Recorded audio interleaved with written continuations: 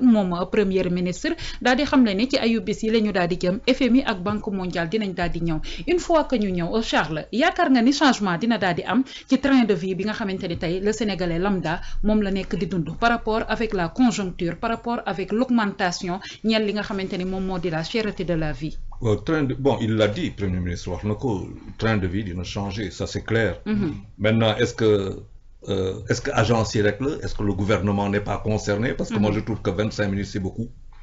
Ça veut dire que quand le président de la République dit que les marges de manœuvre sont la première chose que tu fais sur la culture, le premier instrument sur lequel tu tapes, c'est le gouvernement. Ça n'a pas été fait. Êtes-vous d'accord avec la réduction des salaires des ministres? Moi, je trouve que le ministre ne gagne pas beaucoup. Et les DG? Moi, je trouve que un DG qui gagne 14 millions par mois. Je trouve que c'est pas beaucoup. Vous faites tu m'as pas mis DG parce que je suis de ton parti, tu m'as dit mis DG parce que je fais partie à partir d'un appel d'offres. C'est pour ça qu'il y a beaucoup de choses qu'il faut qu'on se dise. Man duma joggé fi mën liggéey nga jox ma ben liggéey man ma jël ko diko maintenir afro diko yobbu yenen yi nga may né damay wani ce salaire. Je te dis non, moi je suis venu travailler pour te faire gagner des milliards, tu me payes ce qu'il faut. Tu peux pas, je m'en vais dans le secteur privé. Et pourquoi je suis dans le secteur privé? Parce que j'estime que l'État m'a failli. Donc je ne vais pas aller dans l'État pour que... Non, pour m'entendre, il faut inciter. C'est-à-dire qu'aujourd'hui, il y a une rencontre rencontre Pourquoi? La première déclaration du Premier ministre du 26 septembre, là, il dit automatiquement le lendemain, les obligations en dollars du Sénégal de nous donner en dessous de 0,5 de downward.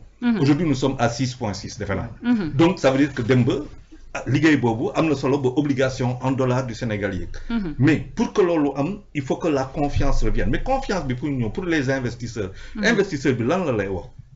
d'abord, chez toi, il y a un cadre incitatif au niveau fiscal, exonération, accusé nous, là, mais nous, nous, bu ñu fàtte xam nga réew mooy lan. Comme ça sénégalais yi comprendre aussi. ñu mën ko wax dafa mel na nga yor sa taxi Ousmane Sonko daa jël taxi bi si Macky Sall jóg le matin xëy ak le taxi ne gaay taxi bi këyit yi baaxul. Exemple laay jox. Vitesse yi baaxul parce que li baaxul kan mooy jël taxi googu. Kan moo koy jël. Personne. Kenn du ko jël. Nga daw ba bés boo xamante ne mënoo taw tak essence. Xam nga changé. Léegi kuy ñëw di jël taxi boobu. Si je dois acheter un tel taxi, ñaar laa koy jënd d'après toi. Non, bon, ci prix bu moyen nga koy jënd. Non, pas ci prix bu moyen laa koy jënd. Je l'achète au prix le plus bas parce que tu as besoin d'argent. Léegi ñun il faut se demander. Est-ce qu'on a suffi?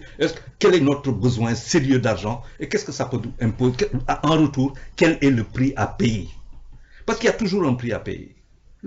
Ça, on ne se pose pas ces questions-là. Quel est le prix à payer? Vous faites qu'un temps, on va talk avec les bailleurs de fonds.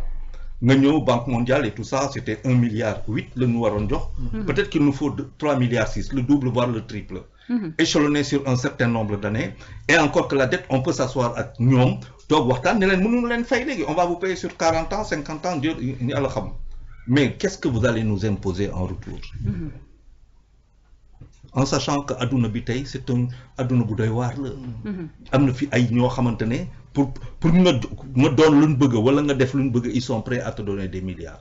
Est-ce qu'aujourd'hui, nous sommes bien dans notre peau? Mais monsieur Charles Faye, est-ce que réellement non lay démé? Parce que sûr. Sénégal fi mu tollu dañu dégg ki nga xamanteni ni mom mo daal di nek rapporteuse bu ONU bam fi ñëwé kaddu yi nga xamanteni wax nako ñu dégg ki nga xamanteni mom modi le chargé de com bi nga xamanteni ni mom mo nek ci FMI mu né nañu xaar rapport Cour des comptes limi publier ngir ñu daal di mëna liggéey ak li nga xamanteni mom modi réewu Sénégal sous quelles conditions dañuy xaar li nga xamanteni rapport bi mom lay génné mais est-ce que rapport bi franc de parler bi nga xamanteni ni amna ci muy la vérité bi nga xamné amna ci est-ce que lolu nonu tay nekul bénéfice du doute bo xamanteni FMI paré na pour collaborer avec le Sénégal?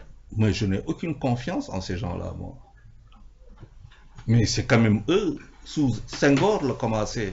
Le plan d'ajustement structurel a commencé effectivement en 1986. Mais Balani n'est plan d'ajustement structurel en 86, Landon Ndiaye Senghor. Donc le plan de déstructuration, nous avons un transfert technologique. Nous avons ils auraient pu l'imposer, ils ne l'ont pas accepté.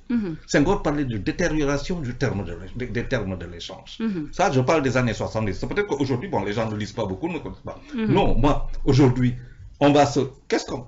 De souverainiste à discuter. Non, il faut qu'on arrête tout un certain discours et qu'on se dise la vérité.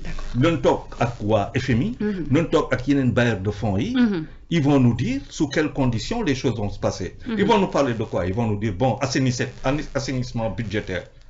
Après, on va te parler d'électricité. Parce que le grand problème, subvention au Sénégal, c'est le problème de l'électricité.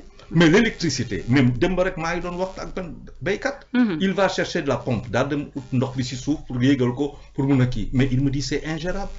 L'électricité me coûte excessivement cher parce que pour aller chercher l'électricité au Sénégal coûte excessivement cher. Quand aujourd'hui, bon, maintenant, quand on te dit aujourd'hui que le litre d'essence est 210 fois plus cher qu'au Mali et 300 et quelques francs plus cher qu'au Bénin. Et pourtant, nous voulons avoir un port compétitif. Et pourtant, c'est du Sénégal que part l'essence de malien. Alors, affaire bilan, moi que nous avons des charges, et ça, tout ça, ça l'explique. Qu'est-ce qui s'est passé? À partir de 2000, et il a raison, il n'ose pas aller jusqu'à 2000. Mais je devine que il a raison. C'est à partir de 2000, le pays, le Réubi Djahazo.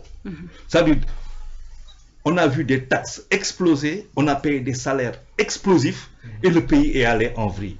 Et il a raison, le Premier ministre. Donc, M. Charles Faye, à qui la faute? Non, ça veut dire que ce qu'on a fait de l'État, c'est terrible. C'est terrible. Mars 2022, Mars 2022, on sort des locales. La colonne vertébrale électorale de l'APR est torpillée. Nous sommes en mars 2022. Le salaire est de 77,6 milliards par mois. Mars 2022. Macky Sall Yoboko à 106 milliards,2 en mai, c'est-à-dire en un mois. Qu'est-ce qui s'est passé du point de vue économique, de tout ce que l'on veut, économie endogène, production sénégalaise, je sais pas, qu'est-ce qui s'est passé pour qu'on puisse mettre autant de milliards de plus? Mais pourquoi? Parce que tout simplement, en juillet, on allait vers les législatives. Janvier 2024, de 77 milliards,6, on monte le salaire à 131 milliards. Donc, là, le moment expliqué augmentation masse salariale. 131 milliards, juste parce qu'on partait vers une présidentielle. Mais comment veux-tu... Ça veut dire, Sénégal, là, moi, expliquer, je comprends leur situation aujourd'hui. Le problème que j'ai avec Nyom Ousmane Sonko et avec Nyom Nyop, moi, que on savait quelle était la masse salariale en mars 2024, on le savait. On savait quel était l'encours de la dette, on savait le service, on savait tout ça. On savait que l'or dans le fonctionnement de l'administration. On sait l'or jusqu'à l'investissement public, il doit faire à peu près 20% de ton comment dire, de ton budget. Mais qu'est-ce qui a été fait? Ça veut dire qu'aujourd'hui, c'est vrai, bon, il ne s'agit pas pour moi de frapper sur ce qui était là, c'est vrai, il faut faire ce qu'il faut faire. Mais par contre, quoi, il faut qu'on nous dise, est-ce qu'on va vers des incitations fiscales? Est-ce qu'on va ouvrir pour les IDE? Et si on ouvre pour les IDE, comment les Sénégalais vont-ils prendre ça? Est-ce que nous avons beaucoup d'investissements, des prises de marché, des participations dans la constitution des actions pour que le Sénégalais puisse se retrouver entre combien? Un pourcentage assez raisonnable et tout ça. Rien de tout ça. Faut dinañ ci dellu ci Djibril Gueye dégg nga ki nga xamanteni ni mom modi la PM